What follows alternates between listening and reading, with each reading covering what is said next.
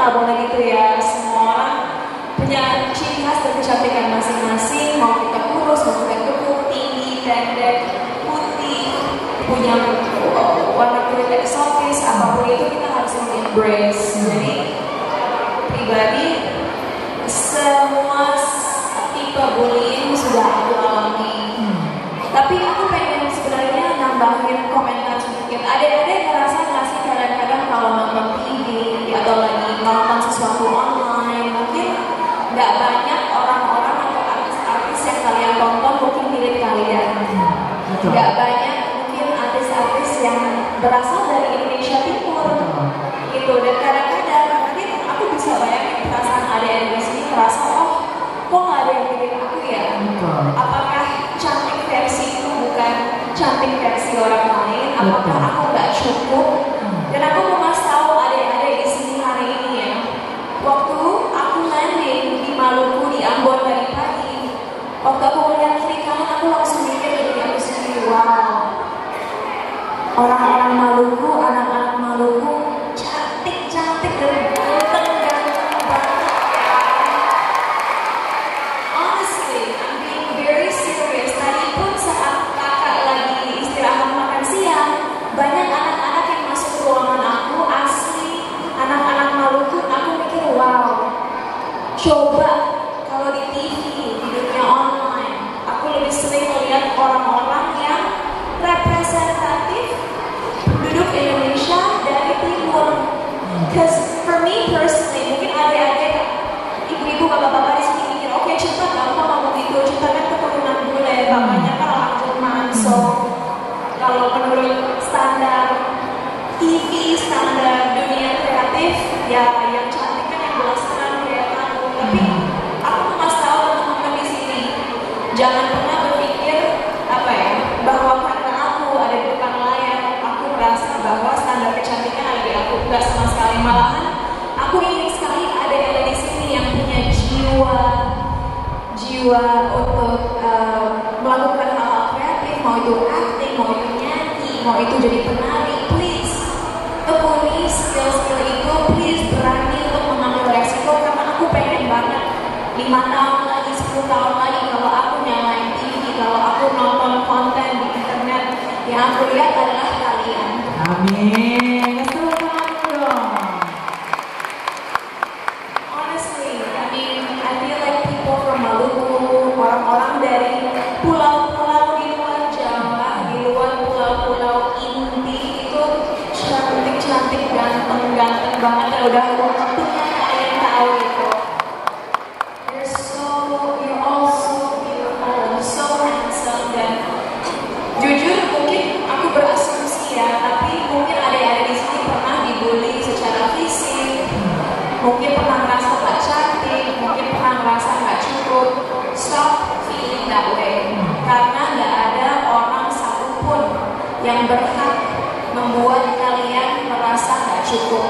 Hanya kalian sendiri yang layak mendikte nilai diri kalian sendiri. Jadi stop membandingin diri kalian sama orang lain. Stop stop fokus dengan kekurangan kalian dan mulailah mengasah kelebihan kalian, dan dari situ kalian bisa lebih percaya diri dan maju. Ternyata Kak Cinta juga udah pernah dibully dengan segala model bulian. Kita kasih support dulu buat Kak Cinta, luar biasa kalau hari ini Kak Cinta bisa terbang jauh-jauh dari Jakarta melawan gelombang untuk sampai ke Mas Robi. Belum terakhir tidur hari Selasa. Jadi benar-benar kebanggaan buat kita semua yang ada di Mas Robi. Kalau Kak Cinta bisa survive dari bullying, berarti kita semua juga udah bisa ya. Kak Cinta, satu pertanyaan lagi nih Kak. Banyak, oke, aku boleh ya. Ini kasih tepuk dulu, Kak Cinta bilang, Kak Cinta nggak buru-buru, jadi kita bisa pelan-pelan. Kak Cinta, bagaimana dengan teknologi? Kan banyak orang sekarang yang merasa bebas, merasa bebas untuk menjudge atau menilai orang lain hanya dari kontennya yang dia buat di social media. What do you think about it? Oke, adik-adik, pertama-tama please, kalau kalian lihat sebuah konten ya, dan kalian misalnya nggak punya kritik membangun, dan hanya ingin mengatakan hal yang negatif. Stop. Karena aku percaya apapun kepercayaan kalian, apapun latar belakang kalian, kita semua sebagai manusia diajarkan untuk berbuat baik dan mensupport satu sama lain, ya.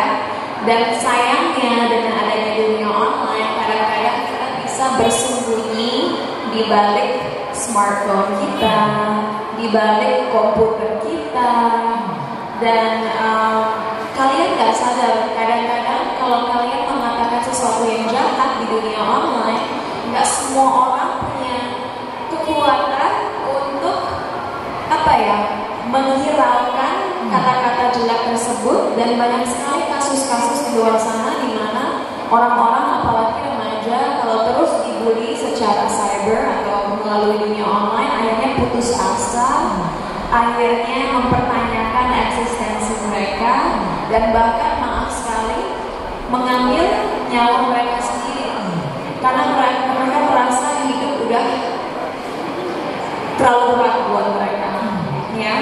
Dan aku tahu sebenarnya pertanyaan ini ada, tapi coba aku mau nanya adik-adik di sini, kira-kira tahu nggak kenapa biasanya seorang bully ngebully? Ayo, tadi udah dikasih banyak materi dari Kak Irma.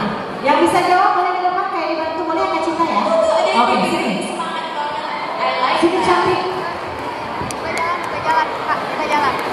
Pertanyaan Kak Cinta adalah, ada yang tahu nggak kenapa seseorang itu membuli orang lain? Halo, namanya siapa?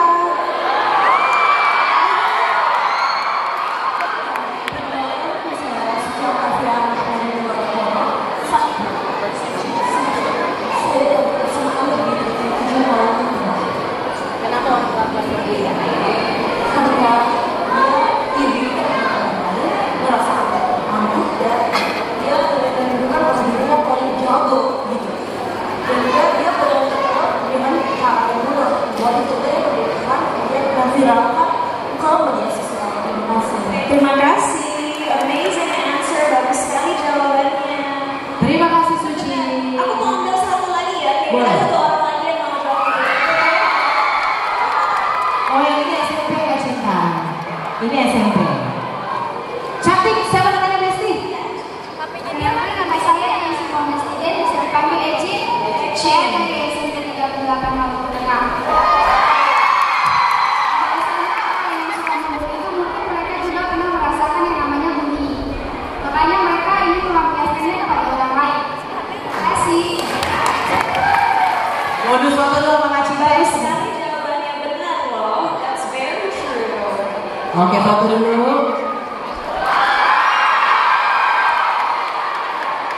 Suci mau selfie ini kebetulan tangannya. Dia kebetulan mau selfie sama Kak Cinta. Kak Cinta selfie dulu.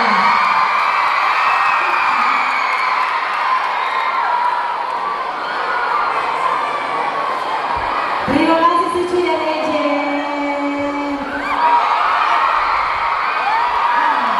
Enak dari Kak Cinta ya. Jawabannya tadi Kak Cinta. Mereka merasa lebih powerful dan mereka biasanya dulu adalah korban bullying juga. Tuh kan, aku udah bilang, mereka semua pintar banget. Tepuk tangan. Nah, jawaban-jawaban tadi semua benar, accurate, nilai 100. Tapi mungkin aku mau memberikan analogi supaya lebih mudah dimengerti untuk teman-teman yang mungkin masih mikir, aduh, aku masih kurang jelas nih. Jadi aku pernah baca buku adik-adik, namanya The Mastery of Love. Dan di buku itu, sang penulis membuat sebuah analogi yang menurut aku, wah, benar-benar membuka mata aku. Bayangin adik-adik, saat kita terlahir di dunia, semua ya, waktu kita umur 0 tahun, kita semua lahir dengan kulit yang mulus, tanpa luka, benar-benar mulus. Dan apa artinya? Itu adalah sebuah metafora yang berarti saat kita lahir ke dunia, kita lahir tanpa kebencian, tanpa rasa malu, tanpa rasa iri. Kita hanya punya perasaan yang netral, bahkan positif. Seiring berjalannya waktu, kita dewasa, kita mulai belajar dari pengalaman di sekitar kita. Mungkin kita melihat orang kalau berbuat salah jadi malu. Mungkin kita lihat kalau orang dimarahin, mereka jadi takut. Mungkin kita melihat kalau orang diketawain, mereka jadi merasa dipermalukan dan akhirnya dendam. Dari situ, usia 2 ke atas, mulai ada luka yang bertambah di kulit kita. Tapi bukan luka beneran ya, metaphorical scars. Nah, saat kita bertambah dewasa, kalau kita tidak mau belajar berempati, tidak mau belajar kasih sayang, tidak mau dewasa, kadang-kadang satu-satunya cara untuk mengeluarkan poison itu apa? Racun. Untuk mengeluarkan racun dari luka-luka tersebut, kita merasa kita harus meracuni orang lain biar kita lega untuk sejenak. Tapi pada akhirnya racunnya tetap ada di luka kulit kita. Kita hanya mentransfer luka yang kita punya ke orang lain, tapi luka di diri kita sendiri nggak sembuh. Dan begitu juga bullying. Saat ada seseorang yang terluka dan mereka tidak punya cukup pengetahuan atau tidak punya cukup support system untuk bisa menyembuhkan luka emosional yang mereka rasakan, akhirnya mereka melampiaskannya dengan menyakiti orang lain. Karena dengan menyakiti orang lain, untuk sesaat, untuk sejenak, mereka merasa lega dan lebih bahagia dengan diri mereka sendiri.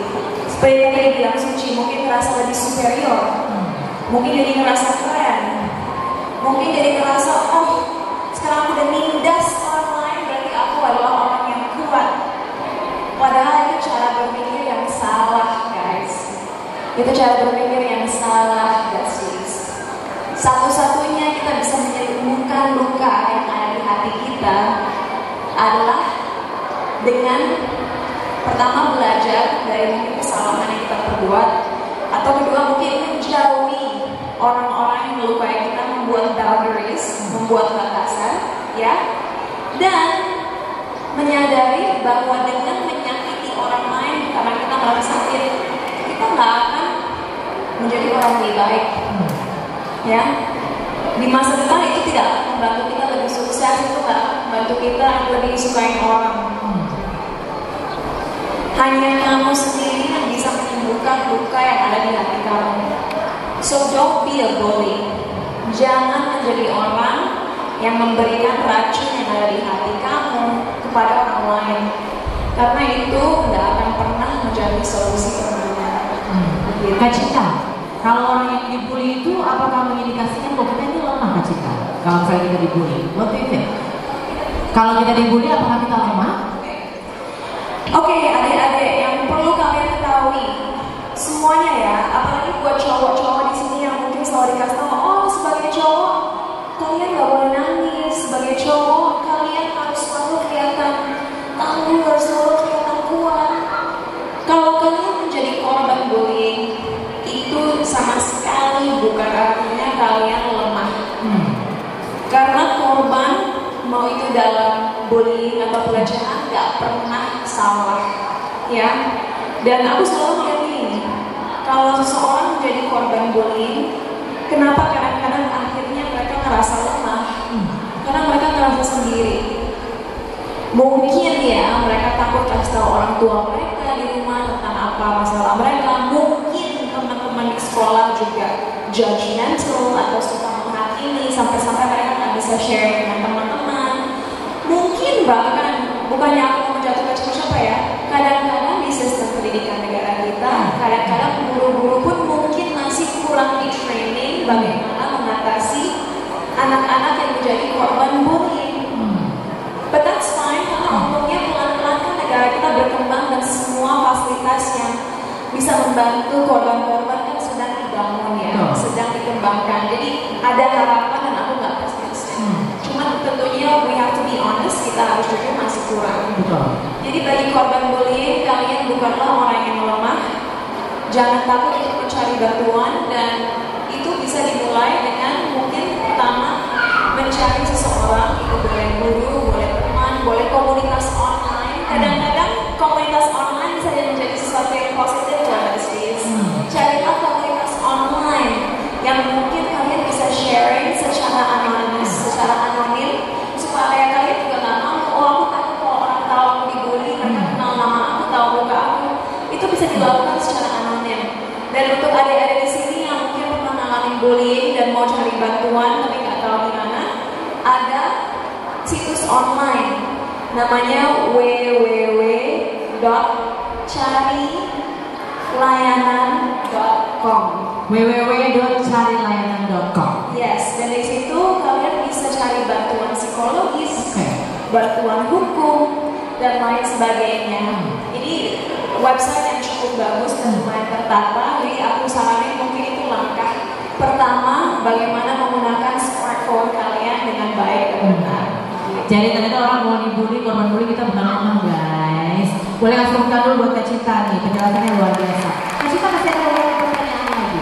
Boleh dulu. Nah, Kak Cinta, what about taking someone's video and photo without their permission? Bagaimana kalau boleh nggak kita foto orang lain, ngambil videonya tanpa izin mereka? No, Nggak boleh. sama sekali, ya.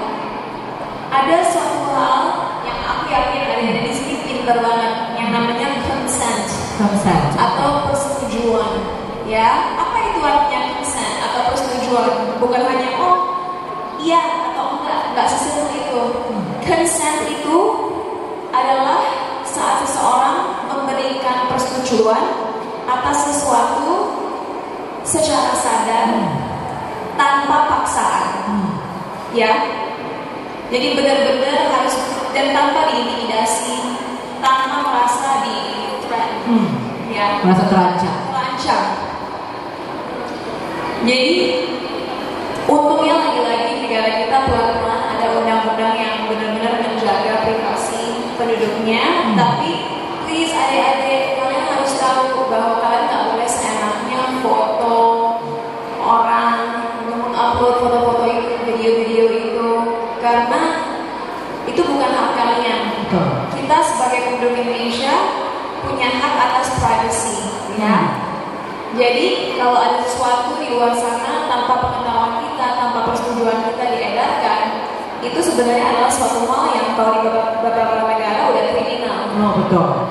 Aku yakin nggak ada di sini yang mau jadi kriminal. Ya, kriminal itu penjahat Besti. Jadi nggak boleh ya Kak Cinta ya, nggak boleh foto orang sembarangan, ambil video tanpa izinnya, apalagi di-upload dan disebarkan. Nggak boleh. Nggak boleh, dan itu ya itu suatu bentuk bullying dan bahkan pelecehan. Betul. Nah, pas Kak Cinta mention pelecehan. Kak Cinta adalah duta anti pelecehan buat duta anti kekerasan untuk anak dan perempuan. What do you think about pelecehan? Apakah negara kita udah memprovide atau menyediakan tempat yang aman, safe place untuk para korbannya atau gimana? Oke, iya dan tidak. Aku nggak tahu kalau adik-adik ada aware tentang ini, tapi di negara kita, dan ini yang aku banggakan, sekarang udah ada undang-undang yang melawan kekerasan dan pelecehan, ya, UU TPKS. So itu menunjukkan bahwa kita sebagai negara semakin maju dan semakin aware, dan udah ada payung hukum yang menjaga kita semua kalau sampai amin-amin menjadi korban kekerasan atau pelecehan. Tapi walaupun begitu, adik-adik, kadang-kadang undang-undang kan butuh waktu untuk dipelajari, untuk dimengerti oleh semua orang, mau itu pihak kepolisian, mau itu pihak hukum, mau itu bahkan orang petinggi-petinggi di perusahaan-perusahaan besar, di sekolahan, untuk semua orang, ya. Jadi adik-adik harus tahu bahwa nggak ada satupun orang yang bisa bebas dari kekerasan atau pelecehan, dalam arti pelecehan dan kekerasan bukan hanya terjadi pada rakyat kecil, bukan hanya terjadi pada orang-orang yang tidak berpendidikan, bukan hanya terjadi pada orang-orang yang mungkin ya kurang mampu. Pelecehan dan kekerasan bisa terjadi pada semua orang, dari orang-orang sukses, pintar, bawah.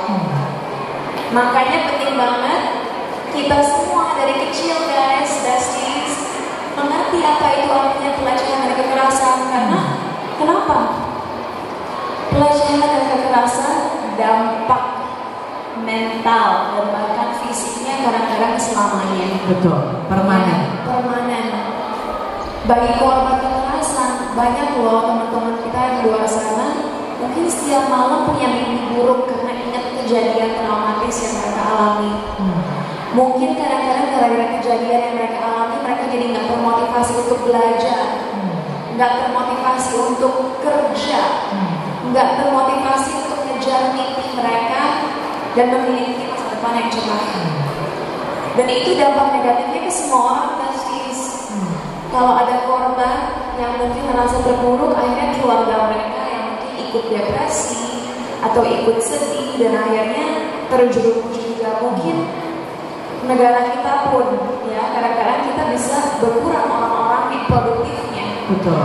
Karena banyak penduduk kita yang memiliki trauma yang mereka nggak tahu bagaimana keluar dari trauma tersebut. So untuk menjawab pertanyaan tadi, aku harap dengan adanya seminar seperti ini dan aku senang banget adik-adik antusias di sini. Aku harap semua lagi dengerin apa yang aku omongin ya, karena ini penting sekali. Caranya angka kekerasan dan pelecehan bisa berkurang di negara kita mulai dengan adik-adik yang ada di ruangan ini untuk tidak melakukan aksi kekerasan, untuk tidak melakukan aksi pelecehan. Karena kekerasan dan pelecehan lagi-lagi nggak hanya terjadi kepada perempuan ya, terjadi kepada laki-laki juga. Dan pelaku pelecehan dan kekerasan adik-adik itu bisa siapa aja. Bisa orang yang gak dikenal, maaf banget, bisa keluarga kalian sendiri, bisa teman-teman kalian sendiri, bisa pasangan kalian sendiri, bisa siapapun. Dan terjadi kepada siapapun berusia berapapun, dari bayi sampai orang dewasa lansia. Benar. Dan pelecehan dan kekerasan tidak ada kaitannya dengan kita keluar di siang hari atau di malam hari, pakaian kita apa, maaf. Mungkin ada adik-adik yang merasa pakaian atau apa ya, situasi di luar mending kita jadi korban atau enggak, tapi enggak. Sudah banyak bisa menunjukkan tidak ada kaitan pakaian dengan kita menjadi korban. Karena artinya dari pelaku yang selalu salah, yang punya penyakit dalam otak mereka sehingga tidak bisa mengambil keputusan yang baik dan benar jika mempunyai impuls untuk berbuat jahat. Gitu. Jadi pelecehan dan kekerasan adalah sebuah masalah yang besar banget adik-adik. Jangan sampai kalian menjadi generasi yang terus menormalisasi aksi-aksi pelecehan dan kekerasan. Karena tentunya aku yakin semua ada di sini ingin kita sebagai negara semakin sukses, semakin hebat, semakin dipandang tinggi. Dan itu dimulai dari aksi kalian sendiri dan bagaimana kalian berpikir. Kak Cinta, aku boleh bersama Besti nggak untuk bertanya buat Kak Cinta? Perwakilan satu siswa SMP, satu siswa SMA. Yang tadi dibilang tuh yang paling belakang, paling pertama nih, sini sayangku, sini. Satu siswa SMP. Yang boleh, cowok juga sini. dong. Yang cowok tuh yang pakai cowok. Sini, dari situ aja ya, pertanyaan ke Kak Cinta. Nah, dari sini, sini Cintaku. Udah satu aja, perwakilan satu SMP, satu SMA. Oh nggak apa-apa, boleh. Lagi, kata Kak Cinta boleh. Sini, dua lagi. Yang di Kepang. Oke. Sudah oke, cukup. Ya, oke. Aku udah janji sama yang di Kepang. Oh iya, yang di Kepang. Yang warna ungu. Ungu, yang Kepang ungu siapa? Yang pakai kepangan ungu. Yang pakai warna ungu ikatan rambutnya. Ikatan rambutnya berwarna ungu. Oke, satu-satu ya pertanyaannya ya. Kita akan mulai dari Cindy dulu. Anak SMA. Yang SMA ke sini, yang SMP ke sini. Nah, oke. Mau tanya apa tentang Cinta? Ya, tadi kakak sudah jelasin bahwa kakak pernah menggunakan penelitian gitu ya kan. Jadi kakak pernah merasa seperti apa. Jadi Di sini saya akan tanya, apa yang menjadi motivasi kakak hingga kakak bisa kembali bangkit sampai bisa tetap seperti ini? Kak Cinta langsung jawab. Namanya Cindy, Kak Cinta. Cindy, terima kasih pertanyaannya bagus banget. Nah, adik-adik, besties, aku kan tadi cerita soal analogi mencari kulit kita ya. Dulu waktu aku dibully di sekolah karena beda dari yang lain, itu pernah aku cerita sedikit. Bulian verbal itu sedekat ini terjadi. Aku lagi jalan, tiba-tiba kakak kelas mengatakan suatu kata-kata kasar yang gak layak dikatakan kepada seorang teman atau seorang manusia. Dan itu sempat bikin aku sedih banget sampai ngerasa kenapa orang benci aku, apa salah aku. Tapi mungkin ya karena doa, karena support orang tua, karena keinginan untuk merubah nasib yang aku alami, akhirnya yang aku lakukan adalah merubah segala kesedihan, kemarahan, kekecewaan aku menjadi motivasi untuk belajar yang giat dan menjadi salah satu yang terbaik di sekolah.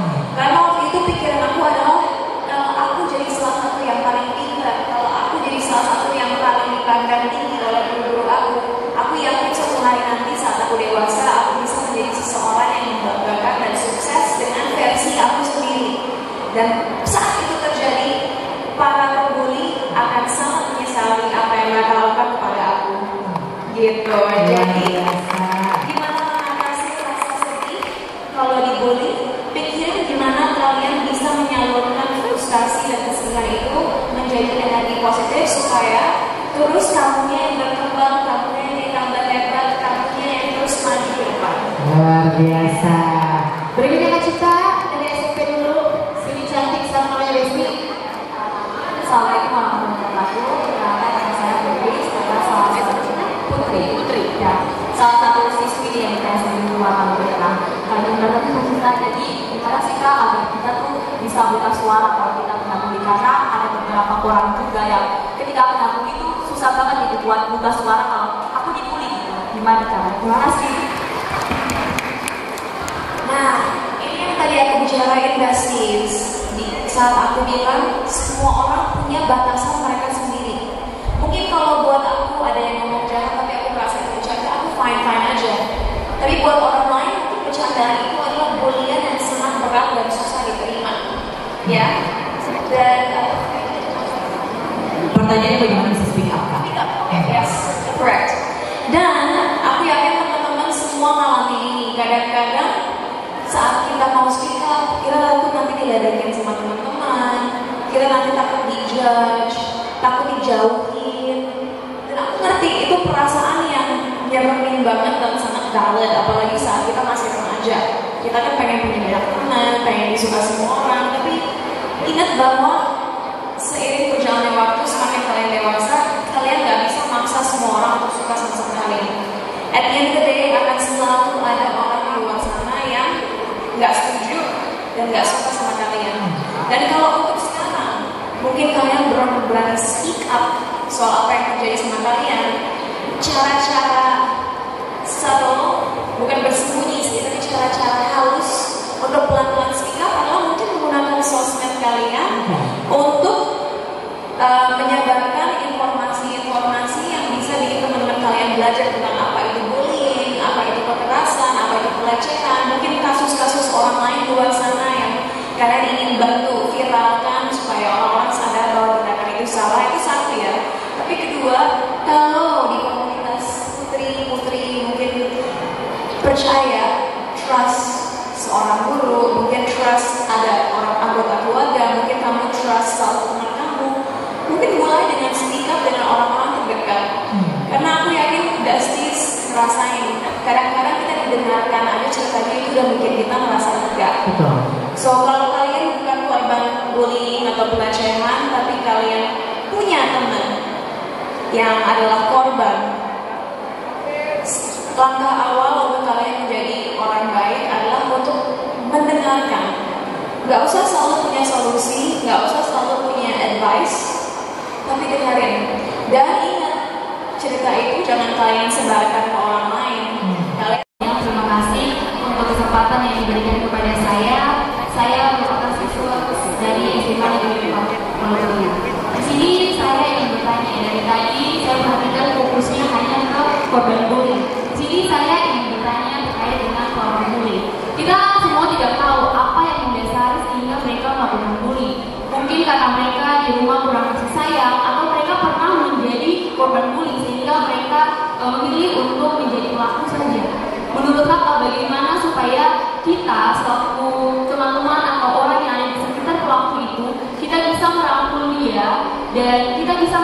dia untuk menjadi orang yang baik? Terima kasih. Very nice question. Namanya Desiree. Desiree. Sekarang Kak Cinta. Yes, itu pertanyaan yang bagus sekali dan lumayan tough untuk dijawab. Karena tentunya manusia kan kompleks. Kadang-kadang kalau diajak ngomong, belum tentu mereka mau mendengarkan, bahkan berubah.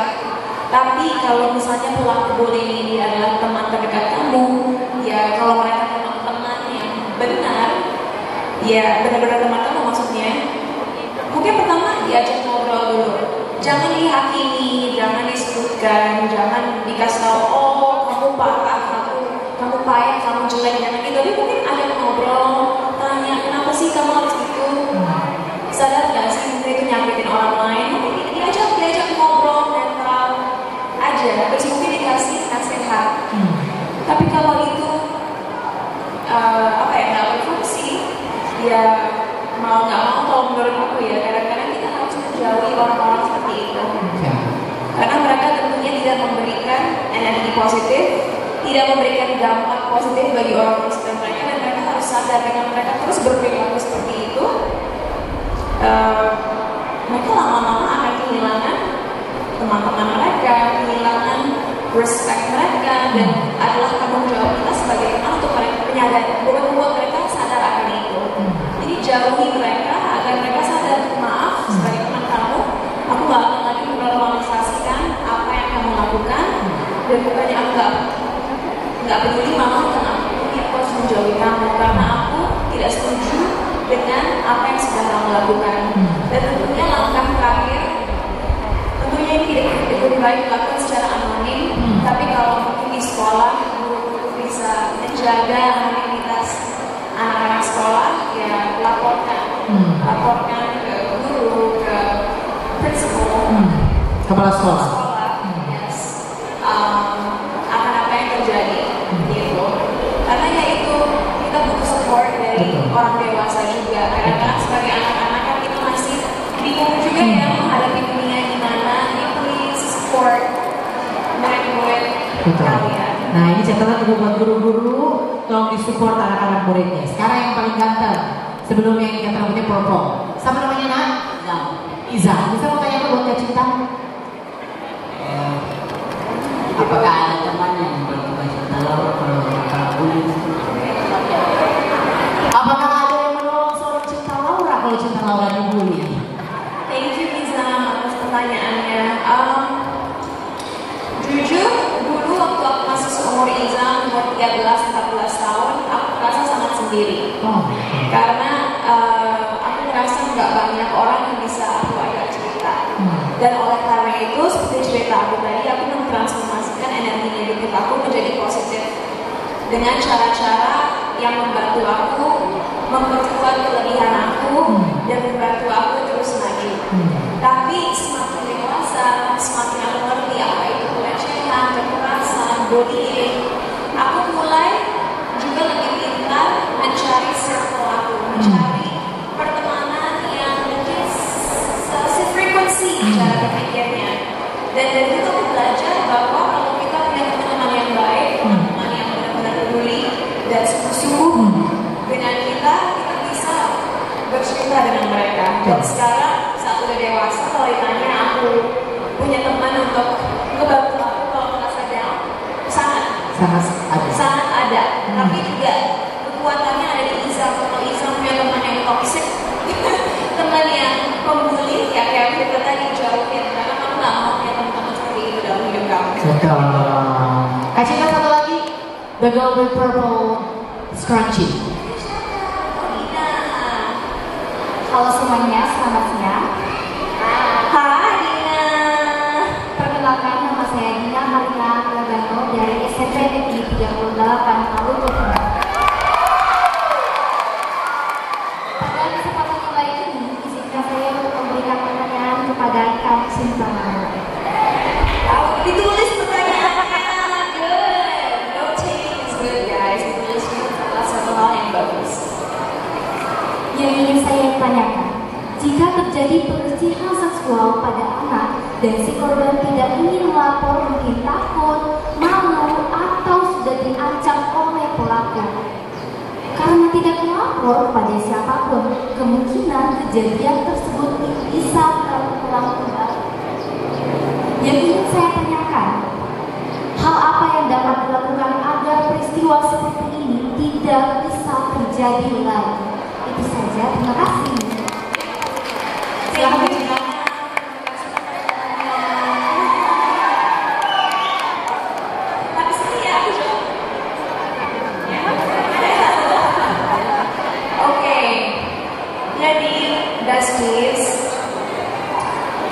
Suatu hal yang mungkin menyedihkan tapi kita harus terima adalah kita harus menghargai korban. Ya, ingat adik-adik, kita semua harus menghargai korban. Kalau korban nggak mau cerita soal apa yang terjadi kepada mereka, kita nggak boleh memaksa mereka untuk bercerita. Ya, karena semua orang punya cara yang beda untuk memproses perasaan mereka, memproses apa yang terjadi sama mereka. Jadi kita nggak boleh memaksa mereka untuk bercerita. Walaupun aku ngerti, mungkin teman-teman di sini mikir, oke, tapi aku care banget sama teman aku pengen banget pelakunya tuh dipenjarakan atau dihukum, aku pengen lapor, biarin. But memang bagian dari topik seperti ini adalah kita harus menghargai korban jika mereka belum siap untuk bersuara. Tapi walaupun begitu, senang sekali aku ada Ibu Bella di Maluku ini, di Masohi ini. Kenapa? Karena Ibu Bella ingin sekali mendirikan sebuah safe house atau rumah aman. Dan aku harap dengan adanya aku hari ini di sini, semua teman-teman yang mungkin belum tahu sekarang tahu niat Ibu Bella untuk membangun safe house atau rumah aman di Masohi. Karena hal seperti ini harus disupport. Kita butuh bantuan mungkin dari kota Ambon, mungkin dari ibu kota, mungkin dari kota-kota besar Indonesia lainnya untuk membawa orang-orang yang mengerti isu ini ke Masohi, ke tempat-tempat kayak Masohi untuk bisa membina safe house tersebut supaya korban pelecehan, korban kekerasan kalau nggak berani cerita ke siapapun, mereka bisa ke safe house tersebut dan mungkin bisa bercerita dengan psikolog atau orang yang membina safe house tersebut secara anonim. Dan mungkin dari situ pelan-pelan korban tersebut bisa memperkuatkan diri untuk melaporkan. Tapi lagi-lagi itu semua hak korban ya. Nah, di luar itu misalnya pelecehan yang terjadi online, ingat kita bisa screenshot sebagai bukti. Itu bukti kita simpan aja. Kalau korban belum melaporin, jangan maksain, tapi at least simpan bukti pelecehan yang ada di handphone kalian, di DM kalian, WhatsApp kalian, TikTok kalian, apapun itu. Karena who knows, suatu hari nanti mungkin kalian bisa menggunakan bukti itu untuk membantu teman kalian. Gitu. Jadi itu jawaban aku harap membantu. Luar biasa. Tepuk tangan dulu untuk teman-temannya. Bonus foto oleh Kak Cita bisa menunggu pena sama notebook buat tanda tangan. Foto dulu setelah ini tanda tangan. Kok ini makin siang makin terpukau semuanya Besti sama Kak Cinta makin lesu. Coba kita bilang tagline-nya dulu. Masohi. Hanya tepuk tangannya Besti.